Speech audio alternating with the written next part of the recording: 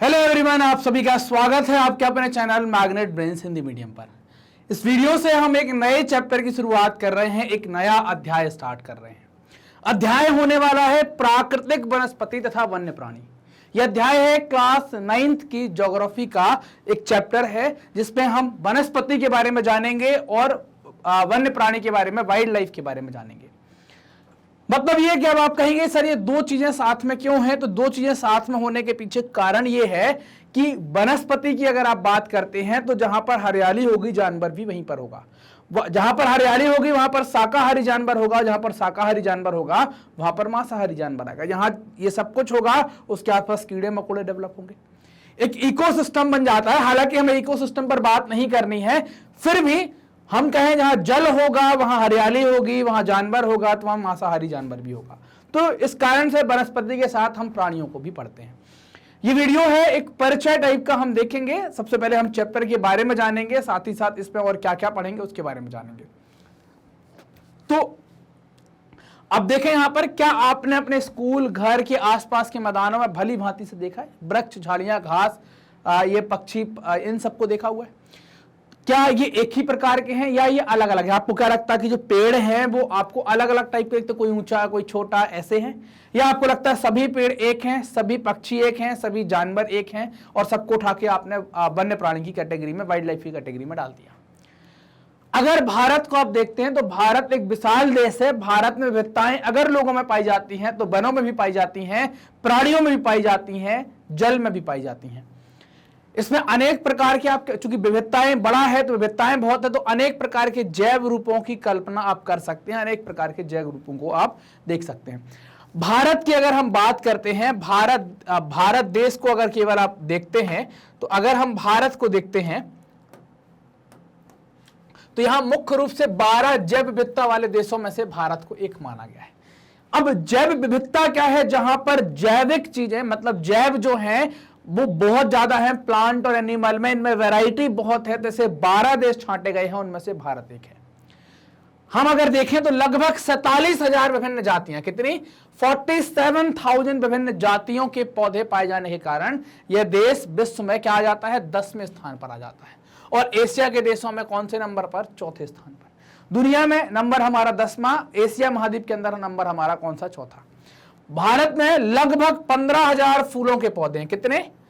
इतने लोगों ने फूल नहीं देखे होंगे जितने हमारे पास पौधे हैं, गिनती नहीं कर। 15,000 फूलों के पौधे हैं और विश्व के फूलों के पौधों का 6%, पूरी दुनिया में जितने फूल पाए जाते हैं उनका 6% तो सिर्फ केवल भारत में पाया जाता है। अलग अलग टाइप के फूल, गेंदा, चमेली, मोगरा, पता नहीं कमल, है ना, और कौन कौन से हैं, तो ऐसे बहुत सारे फूल पाए जाते हैं। इस देश में बहुत सी बिना फूलों के पौधे भी हैं, कई सारे ऐसे फूल भी हैं जिनमें, कई सारे ऐसे पौधे भी हैं जिनमें फूल नहीं होते हैं। जैसे आप अगर फर्न की बात करें, शैवाल जिनको आप एल्गी कहते हैं, कवक जिनको आप फंगई या फंजाई कहते हैं, ये सब ऐसे हैं जहां पर कोई इन पौधों में फूल नहीं होते हैं। भारत में 90,000 जातियों के जानवर हैं। कितने हैं? 90,000 जातियों के जानवर और विभिन्न प्रकार की मछलियां और समुद्री जीव जो पानी में पाए जाते हैं, वो आपको यहां पर देखने को मिलेंगे। अब मैंने शुरुआत में आपसे एक बात कही थी कि हम ये टॉपिक इस कारण से पढ़ रहे हैं क्योंकि इस पर क्या लिखा है? वनस्पति। क्या लिखा है? वनस्पति और वन्य प्राणी, ये दो टॉपिक लिखे हैं। वनस्पति के अंदर क्या आ जाते हैं? तो वनस्पति के अंदर आप बोलेंगे सर यहां पर आ जाते हैं पेड़ पौधे। क्या आ जाते हैं? यहां पर आते हैं पेड़ पौधे। अब मैं आपसे पूछूं कि ये पेड़ पौधे जो हैं वो कैसे डेवलप होते हैं, ये कहां पर विकसित हो सकते हैं? क्या सूखी जमीन में हो सकते हैं जहां पर जल नहीं है? तो आप बोलेंगे इनके लिए जल की आवश्यकता होगी, जल की आवश्यकता होगी।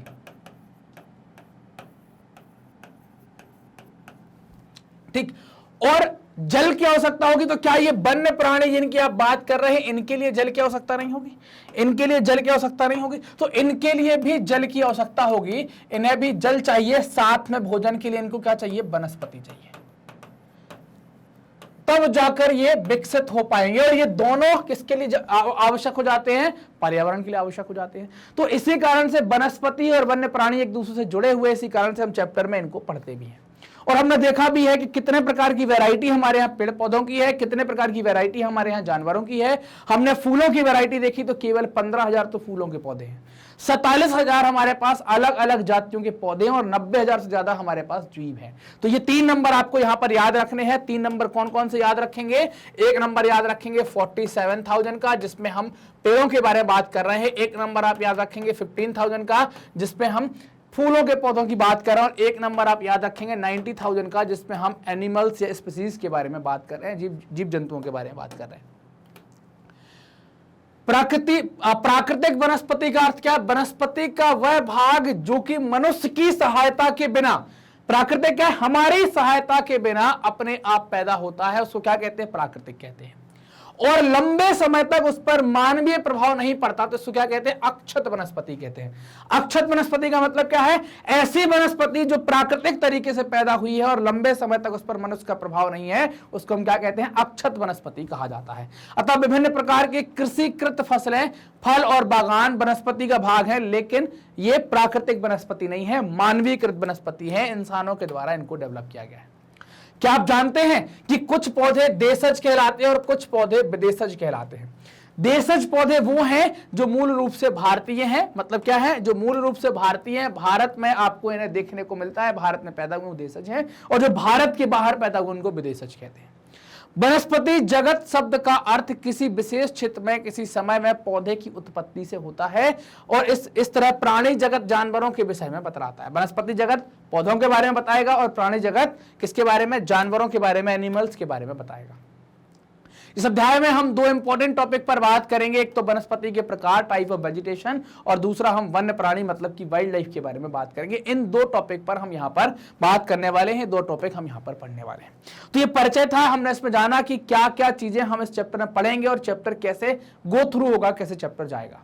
मैग्नेट ब्रेन्स अपनी हाई क्वालिटी एजुकेशन, साथ ही साथ निःशुल्क शिक्षा के लिए जाना जाता है। मतलब आपको क्वालिटी कंटेंट के लिए पैसा खर्च नहीं करना, क्योंकि सभी वीडियोस मिलते हैं हमारे ऑफिशियल यूट्यूब चैनल पर, वेबसाइट पर, एप्लीकेशन पर 100% फ्री।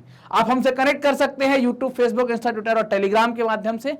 और ये वीडियो आप जो है वो देख रहे हैं मैग्नेट ब्रेन्स के Hindi channel magnet brains Hindi medium पर। तो क्या करेंगे? चैनल को जल्दी से सब्सक्राइब कर लेंगे, वीडियो को लाइक करेंगे और अपने दोस्तों के साथ जमकर शेयर करेंगे। कमेंट सेक्शन में भी जाकर बताएंगे, कमेंट भी करेंगे और शेयर करना तो भूलेंगे नहीं, शेयर करते रहेंगे। धन्यवाद।